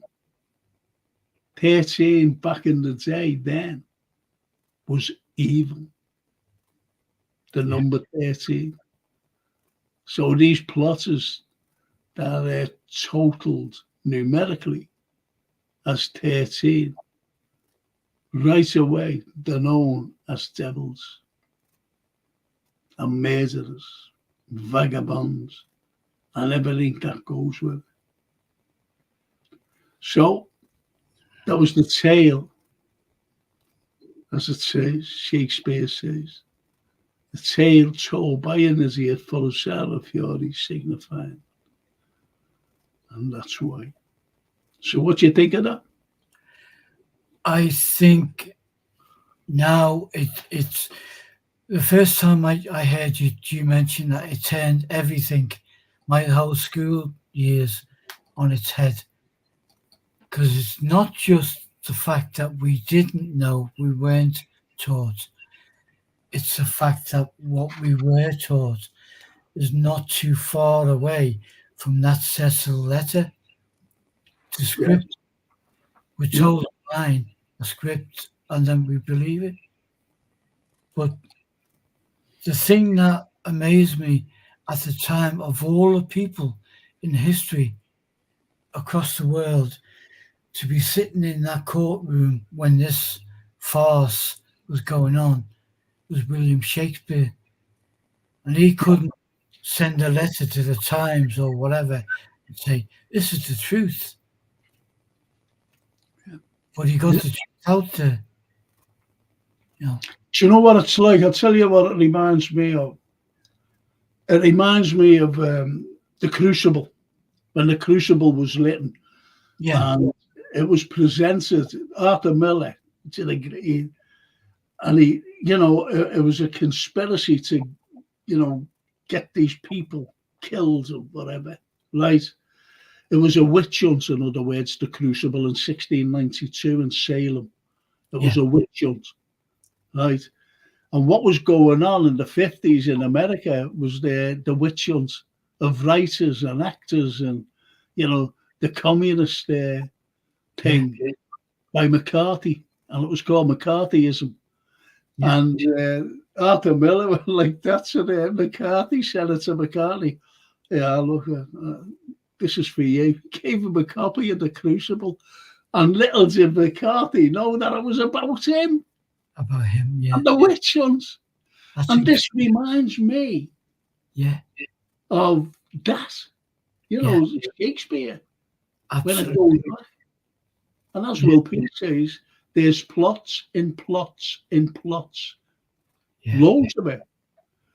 And KP. So the scribe told one story or just pure fiction? Exactly, it was pure fiction. Yeah. It's a pointless letter, says KP. Of course it's pointless because there's nothing in it. And yet that letter was to condemn these so-called plotters. Who weren't named. Well, as I said, I was in a documentary, and there was me, there was another fella. These were there from down south, these fellas, right? And they never gave my proper qualifications. They just said historian Frank Carlyle. Yet they were saying Professor such a body and Doctor such a body. Nothing about me.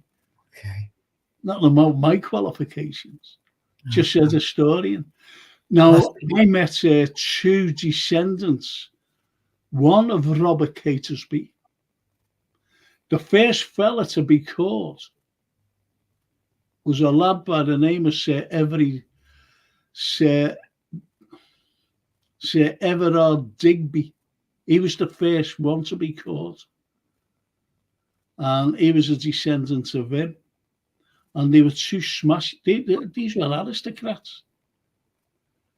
And they were delighted with what I said about them because they knew about this. They knew exactly about this. And they said for years, their families have been trying to clear the name of Catesby and Everard Digby. They've got all that. They said, thank you. Yeah. This girl named Miranda Catesby. And I always forget this fella's name. And he was a descendant of Everard Digby. He said, thank you. Very posh, these people. And he invited me down to his house. I said, no, I said, but they were delighted. Know what I mean? And the others had, these two other fellas. They had descendants from whoever it was. Kate, Cecil and Monteagle. And Monteagle, he said that. So what happened? See, there was another fella that was captured.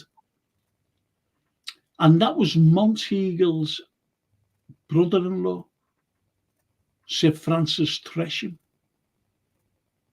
So what they did to him, they said, we'll have to get him. We'll have to round him up. But we'll put him in jail. We won't put him on trial. And they said, well, we can't let him go because people know of him now. So they said, well, just lock him up for a while. So anyway, when they brought him in, Sir Francis Tresham said, well, it's all over the trial. Okay. I won't say nothing. So they said, well, you might. No, I won't. And even even Monteagle, he said, no, he'll be all right. So they kept him for 3 days in jail. Do you know what happened to him? No. He was poisoned. In other words, they killed him. They killed him. Because they were afraid in case he said something. That it wasn't a plot by the plotters itself. And that's why when I used to give the lecture, it was funny, I used to say at the end, there were Catholics in here. Hands used to go up and I go, well, do you know bonfire night? And they go, yeah. So, well, that's the burning of all the doctrine of Catholicism, because when they were actually killed, just bear with me on this. Hang on.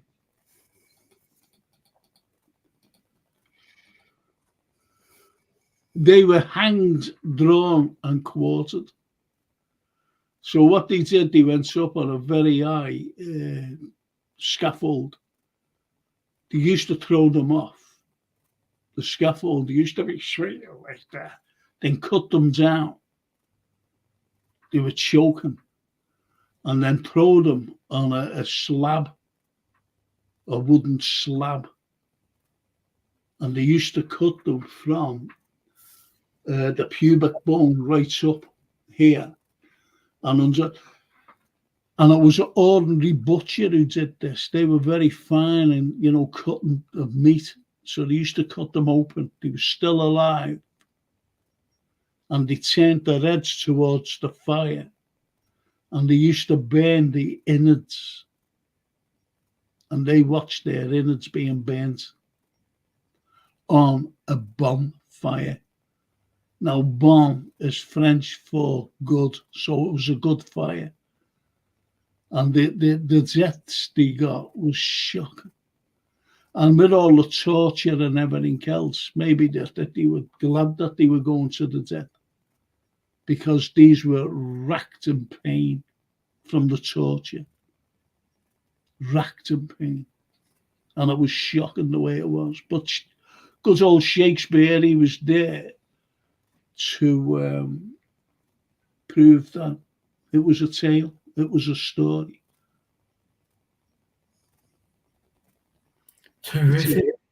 Horrific part of history, Frank, and it's something I feel angry about because it was never discussed, and I went through years and years of Catholic school. Yeah, it was never discussed. No, well, it's just like. Sorry, go on. No, I was just going to say the so-called ceremony itself, bonfire night, is absolutely abhorrent to me now, to the way I'm thinking. Well, it's the burning of Catholicism. Yeah. And when they throw Guy Fawkes on it as well, it's the burning of Catholics. You know, whether you're a Catholic, Protestant, or whatever, it makes no difference. It was a plot to get rid of, you know, it was shocking to get rid of human beings. It's like what's happening today. Yes. It's just like to get rid of a certain race of people. Well, this was a different creed of people. This was Catholics. To get rid of them once and for all. That was genocide. People don't realise that. Yeah. People don't realise that. It was genocide against a different religion. Yeah. It's the way it was. The way it was. Shocking. Shocking. You know, so the gunpowder plot, this was all fabricated. It was fabricated. It was a subplot. Yeah. Yeah. Means to the end. Yeah. Means to the end, yeah. Yeah. But the truth will never come out. And that's what this Miranda girl said to me, this aristocrat. She said the truth will never come out. Not in my lifetime. Not the way. As KP said, you know, is it, you know, all this propaganda? Is it true? Is it what did he say? Even here he says, these are the pictures we see in school. Yeah, because that's what they want you to believe. And Duarte fan says it was a false flag. Of course it was. And even lots of propaganda via the paintings. I'll tell you what they were. These particular paintings from my dad.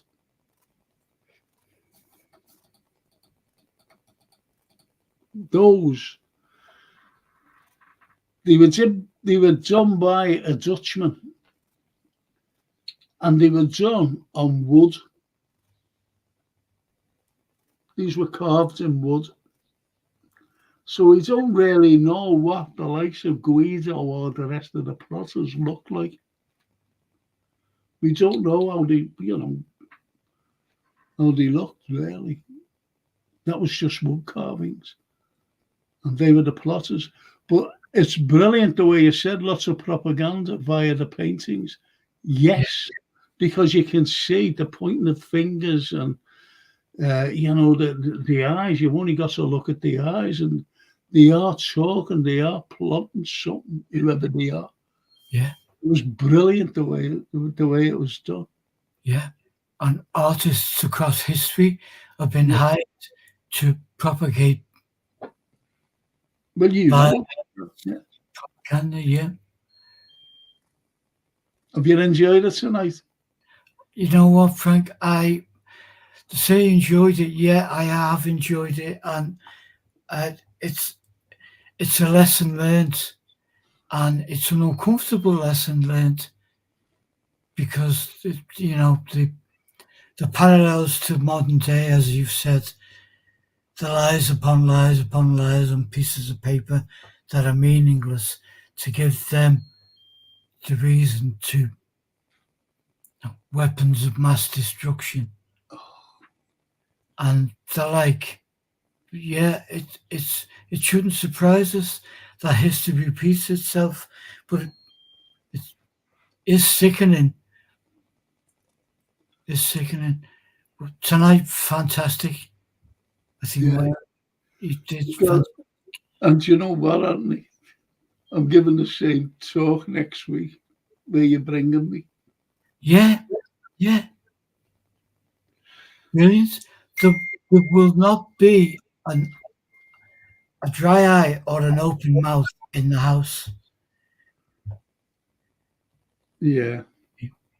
It's a great letter.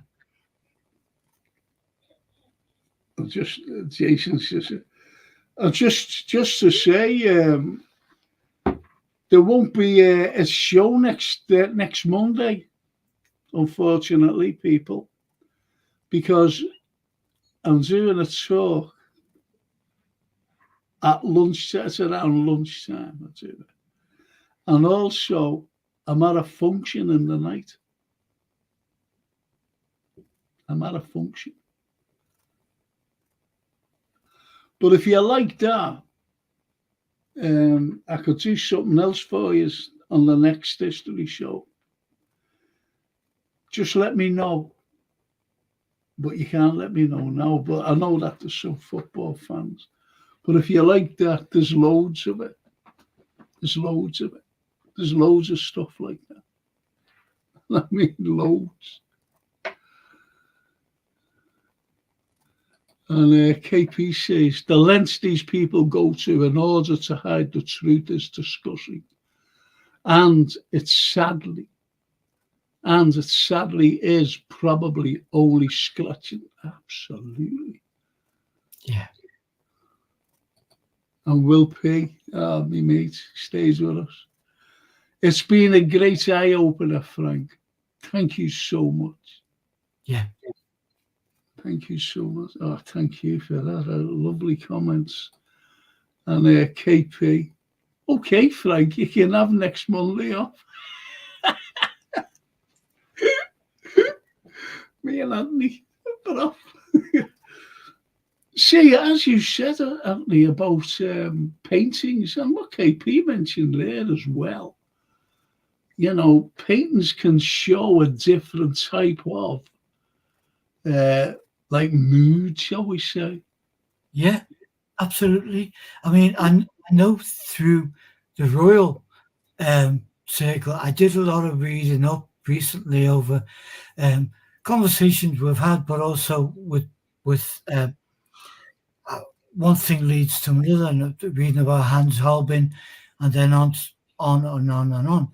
And in King Charles I's reign, there was the wonderful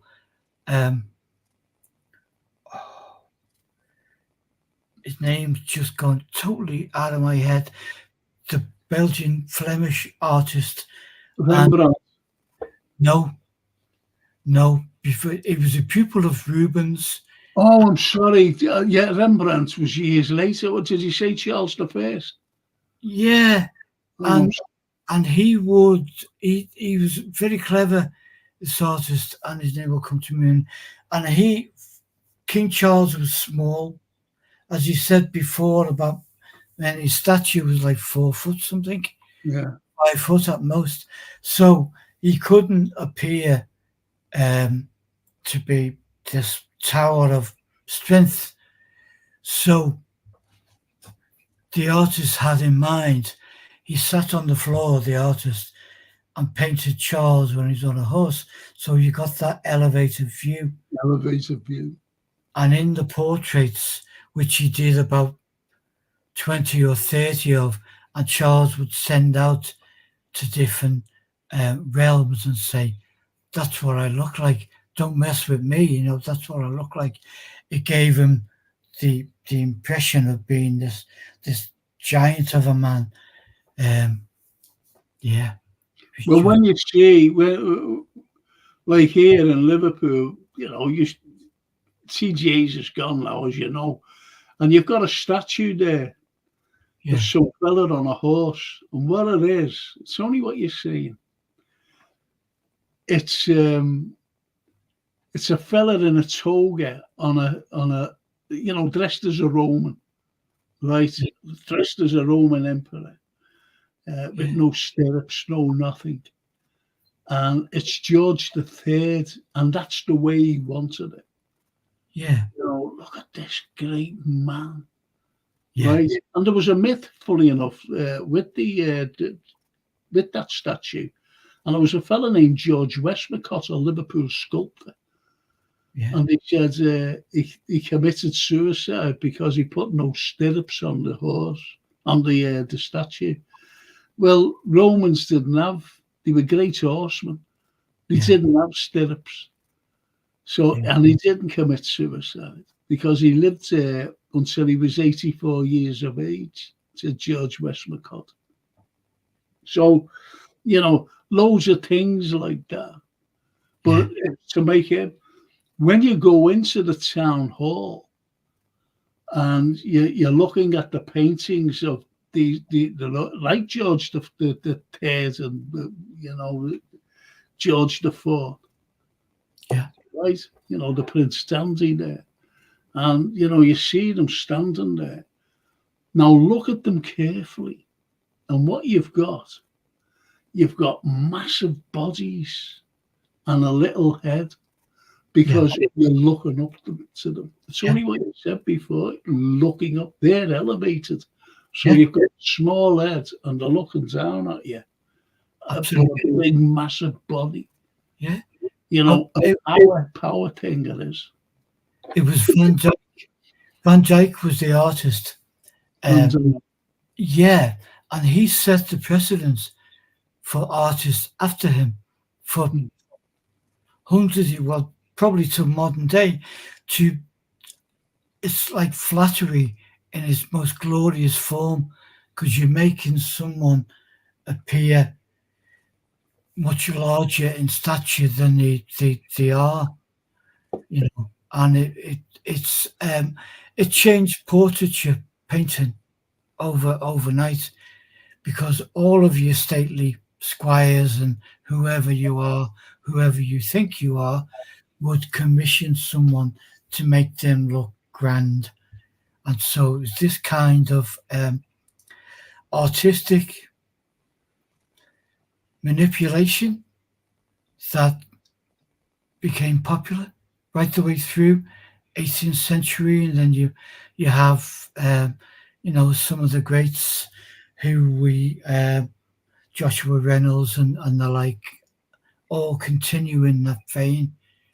So you wanted to make sure that your subject is almost, as the Romans would have declared, almost godlike.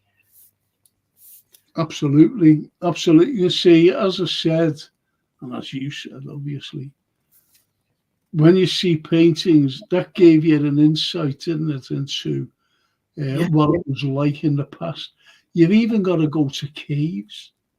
Yeah. And you see, the earliest known form of paintings by what we call cavemen, if you know what I mean. And you have these different animals. You even have stars in the sky and whatever. So you're getting a story from those cave paintings or whatever. The power of the warrior, which did. In the stories, and incidentally, just a nonsensical piece of information, looking at your good self and me, what we've got there on your face is a Van Dyck. Anthony Van Dyck, when he came to the court of King Charles I and then Charles II, was not a wealthy man. His father was a tailor, but he wanted to make a show wherever he came a big thing. So we would hire 3 or 4 people to come in with him, carry his bags, hold his cape, or carry his hat, whatever. And he would come in and he had that, and the flourishes and all that stuff. And he always said, wow, he must be good. He could paint, so he could back it up, this bravado. And then he was immediately knighted by Charles because he wanted to keep him in the court. Yeah. It's like anything else, certainly. It's, no matter how you look at the way things were in history, you never get the full truth, unfortunately. No. There's always disinformation. Because it's always written by scribes who are following the line. Of course, they've got to follow. Shakespeare, I love Shakespeare. No, Shakespeare, he couldn't tell the truth about what was happening.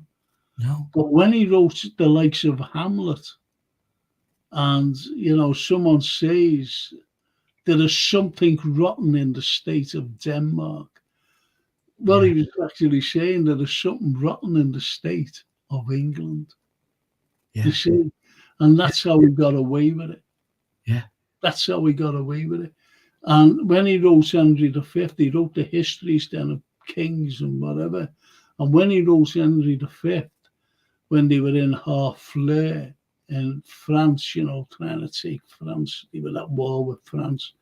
Yeah. There's a scene in it where the fifth looked up at Harfleur Castle, and he was only old a gentleman there looking after the young women. They were looking after the young women. Yeah. And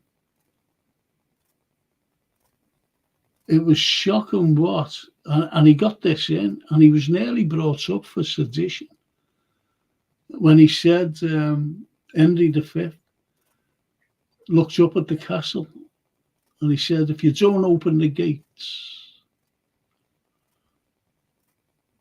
if you don't open up the gates, my men will force the doors down, the gates down, and we will rape your women and put your children to the sword. What did the men do? They had to open it. The old men, they had to open up the gates. So they didn't, they didn't want their women raped. Yeah. And they didn't want their children as well.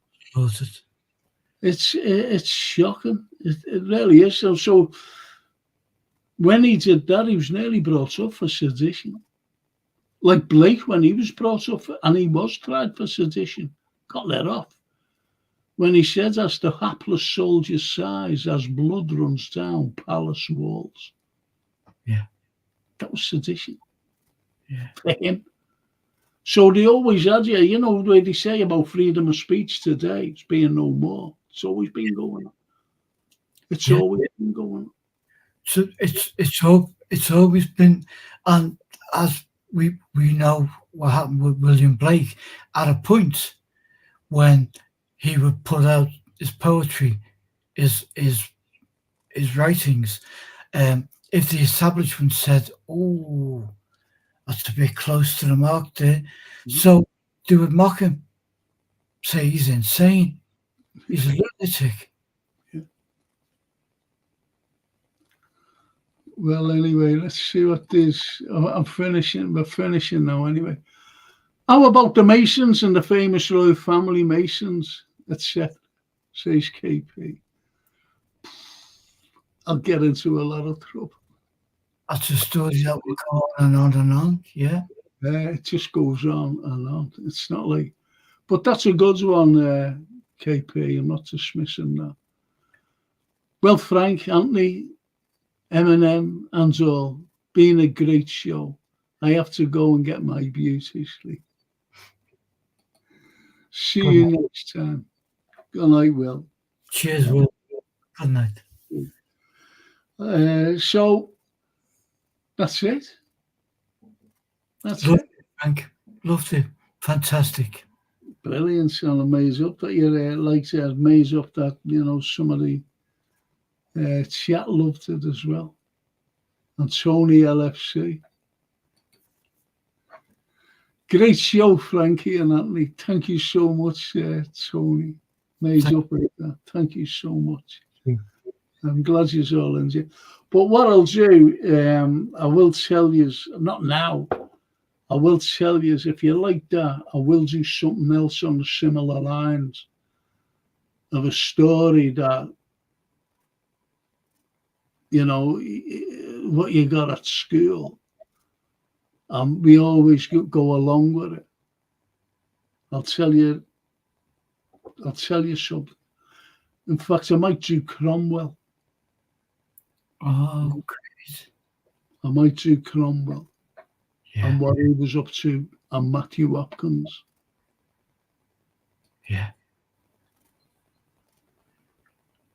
Brilliant night. Brilliant. Thank you, KP. Thank you so much. Totally agree, KP. So listen, Anthony, no show next week, but we'll be in touch this week, won't we, together? We will. Yeah. We'll have a gap. We'll sort out your next gig. Next gig? Oh, yeah. Next Monday, yeah. All right, then. So it's just thank you to Gap Painting Services for sponsoring the Frank Carlyle Show. And as I said, if you're an OAP, and you know what I haven't been doing? I've been freezing. The thing's been freezing the last few nights. And Jason fixed it. So I haven't been, being like,